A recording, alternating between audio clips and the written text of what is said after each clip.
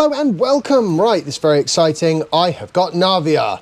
I didn't have particularly high hopes for her pre-release because, well, she's a Geo character and, you know, Geo. However, I now believe I was wrong.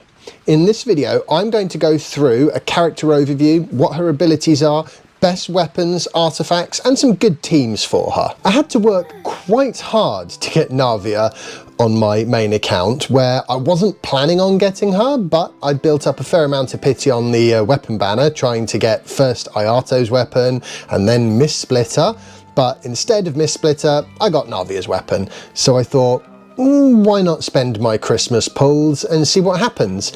And I got pretty lucky as it happens. A bit of Christmas luck there. I won my 50-50 at 40 pity, so yay for that. Thank you, Father Christmas. On my F2P account, it was a different story. I had previously lost the 50-50 by getting my second copy of Jean. I've had awful luck on this account. It's been hard pity every time. It's been characters I don't want or more constellations of characters I'm not that keen on. I've got Rosaria at C2 now, still no Sucrose. Hello? Can I have an Animo grouper? Is that allowed? Anyway, I did finally manage to secure my Navia when I got up to like 83 pity post 50-50 where I went to hard pity. It's just shocking, truly shocking. Anyway, it does happen. You know, it kind of makes me wonder if perhaps Hoyoverse actually give better luck to people that spend money. I'm sure that's not the case, and actually I will get some luck on this account at some point, but so far, not seeing it yet. Anyway, I hadn't actually planned on getting her, but following the experimentation with her on my main account, I decided to pull. Because I thought, you know what, she's actually going to be quite good, I think. And honestly, I think F2P might actually be where her true value shines. Because for a Geo character, she's relatively easy to use, as you'll see. Please bear in mind though, I haven't had her on either account for more than a couple of days. So these builds aren't finished and nothing is leveled up properly yet. So if you think she does well here, imagine how much stronger she'll be when finished off to a decent standard. First things first, Navia is an on-field or main DPS character. She does have some off-field presence through her burst. Yep. But as she isn't going to buff any characters with that, and she's Geo, she should be thought of solely as an on-field DPS, albeit one who doesn't have to take up a lot of field time. She's a short duration on-fielder, if you like. You can blast away with her skill and then swap to another character if you want, while her skill is on cooldown. In practice though, I've found you're better sticking with her and dealing what Geo damage you can with her Geo-infused normal attacks, which lasts for 4 seconds after her skill is used. This will help generate crystallizes to power up her further skill usages. So, in detail, her talents are as follows. Really? You guys?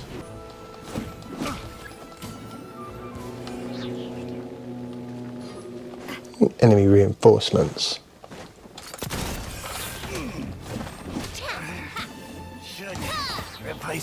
What are these people? I mean, seriously, all I wanted was to break some rocks. Talk to Sirius. Unbelievable. Right, where was I? Normal attacks. Okay, they break rocks. Her charged attack, it's the spinny one like Noelle has. You know, great, very useful. Actually, quite handy for chopping down trees, I suppose. On with the main event. So, I'm going to cover her burst first, and you will see why. Basically, she gets 12 seconds of supporting fire that sort of follows her around and targets any enemies in the local area. And it doesn't do that much damage.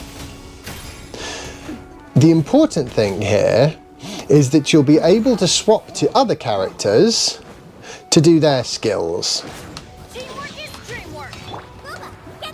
There's going to be nothing left of these guys, unfortunately, for me to actually sort of demonstrate this on. Now, you see she's got those bullets by the side. Those are crystal shots, and boom, there we go. That didn't crit, and it was still 19,000. You get me?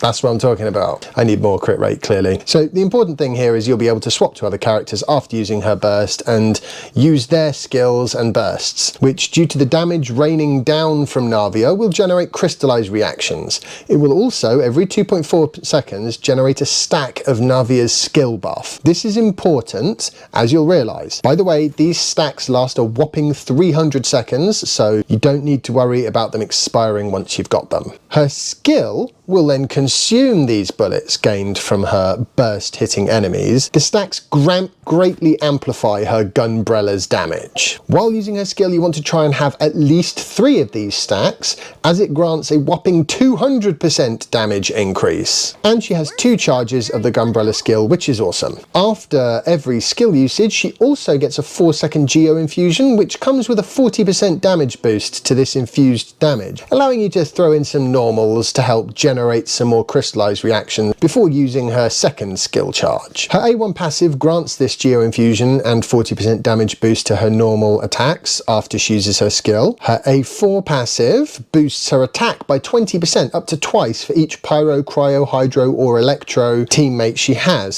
So she's basically a Geo character, which incentivizes using at least 2 non-Geo characters. But do remember, this only stacks twice, so you can use that 4th slot to gain the juicy Geo resonance without losing anything. Her Exploration passive grants the usual 25% more resources when dispatched on the longest of the Fontaine expeditions. Nothing particularly spectacular here, but worth having nonetheless. Right, let's look at artifacts. Her best set is the new Geo set, Nighttime Whispers in the Echoing Woods. You know, I've noticed there's a theme that the names of the artifact set seem to be getting longer and longer and longer. Right, so the 4-piece effect will, after she uses her elemental skill, grant her a 20% Geo damage bonus for 10 seconds, and while under a shield generated by the crystallized reaction, the above effect will be increased by 150%, and this additional increase disappears after the shield is lost.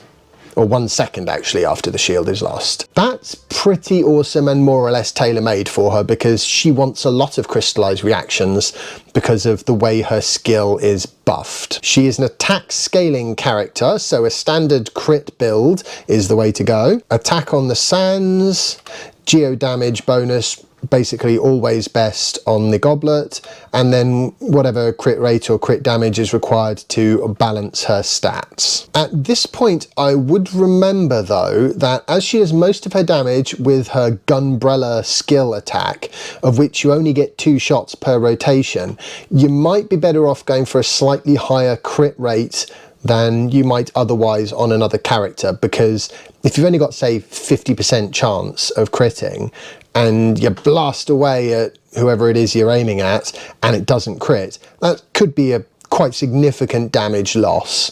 You know, the DPS loss is painful there and would make more of a difference than, say, somebody like Yulan, who doesn't crit every time on her burst, which does most of her damage, but it's okay because every second and a half she's doing more damage, hitting again and again and again.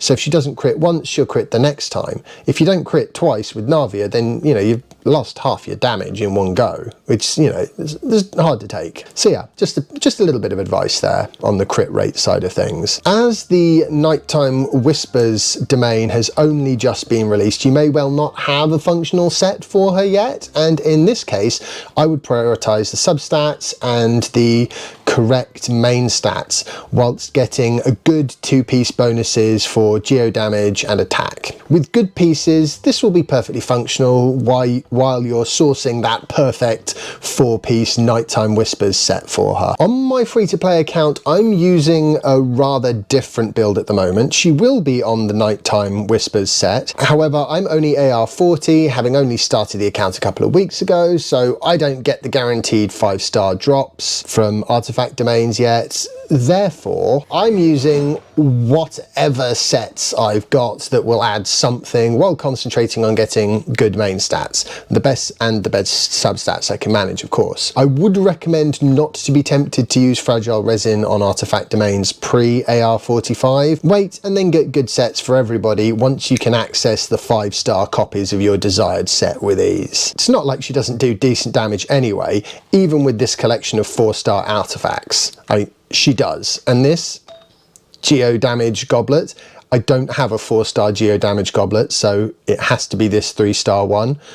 You see what I mean? It's not, you know, I mean, some of these actually aren't awful. This isn't an awful piece considering it's only 4-star. Yeah, I mean, it's not, there's nothing special going on here, and she's functional. Talents are fairly easy. I'd level them up to all to 9 and possibly crown her skill. However, priority should definitely be the skill, as that's where the vast majority of her damage comes from. After that, level the burst, and the normal attack leveling is an only if you can spare the resources sort of thing. But as you will most likely use them some of the time with her Geo Infusion from the A1 passive, leveling them does have some value. Weapon-wise, things are pretty simple. Verdict, her 5-star best in slot signature weapon is her best in slot, and basically tailor-made for her. It would work as a reasonable stat stick for other characters as well, so yeah, good weapon, I think. And you know, I love that it's a whopping great axe. I think it looks great, much better than the sort of cardboard looking, you know, free-to-play sword, which is still good for her. We'll talk about that in a minute. Another good option would be an R5 Serpent Spine. It's almost always an extremely good weapon, and it is in this case as well. You could even use a high refinement sacrificial greatsword, get an extra skill usage. That would have quite a good sort of DPS gain there. The only thing you might struggle with though is actually maintaining enough of her crystal shrapnel sort of bullet things to actually make the most of her skill. Plus, if she's on field for too long, you'll need to swap away to refresh buffs and other elemental applications, you know, again to maximize out those crystallizes, you know, that the team can generate. So you might actually find that realistically you're not gaining that third skill usage, you know, and having as much of a value out of the sacrificial greatsword as you might do, say, with certain other characters that only get one use of their skill. When it comes to free-to-play, her weapon choice is simple, assuming you are already playing Genshin and this isn't somebody in 6 months' time looking at this video, in which case, sorry, you've just missed out on her best free-to-play weapon, the new event weapon that is currently available. It seems great for her, basically tailor-made, and you can get all the refinements for it, plus at the moment, leveling it up is a 1.5 times more efficient proposition because of the current sort of bonus they're giving from a crystal point of view. So this is a bit of a no-brainer, I think, for most free-to-play accounts. For building teams, things are very flexible. Surprisingly, for a Geo character, her requirements are that the team allows a good number of crystallized reactions. So Dendro, not that great for her. Same for Anemo, but Pyro, Cryo, Hydro and Electro teammates will help her skill to do the max damage possible. Just make sure that you have good off-field elemental application and preferably abilities that last a good amount of time. Geo Resonance is particularly strong and will benefit her greatly. A Geo teammate is a good use of that last slot.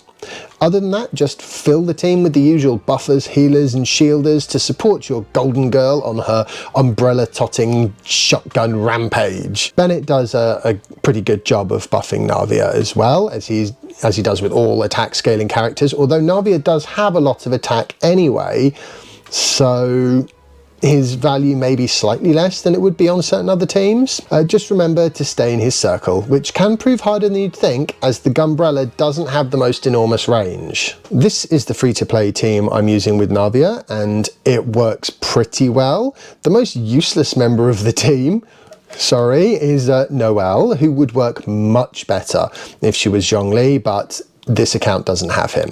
Fundamentally, any of her best teams are likely to include one or more of the following characters. Bennett for his insane attack buff and some healing, Farina for her insane damage buff, plus the damage she actually does, plus her elemental application, and the fact that her skill lasts forever is a nice plus here too, and Zhongli for his awesome shield, geo-resonance of course, all elemental resistance shredding, and the extra crystallizers that his pillar can generate. Yeah, he's a great teammate for Navia, which is why I'm using him on basically this exact same team but on my main account. So yeah, Noelle is here principally for the geo-resonance and the, with her burst, because you can swap out and then back into her and it's still running and it lasts quite a long time. You can get some extra crystallizers by using her burst and swapping to her and throwing some normals in or a charged attack here or there. She does do a bit of healing. She does have a shield which is up sort of a reasonable amount of time depending on how many of her normal attacks you actually do, but she's a bit of a cope pick here really, but on this account that's all I've got. No, I really should put a waypoint, see if we can get a big number out of her. This is order.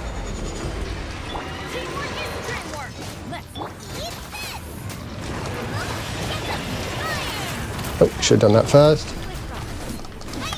I need the 3. I need the 3. This one's got your name on it. Hey, 87. Didn't crit. Come on, it's standing over the top of my crystallized shards. Adventure time. Nice and spicy. Everybody stand back.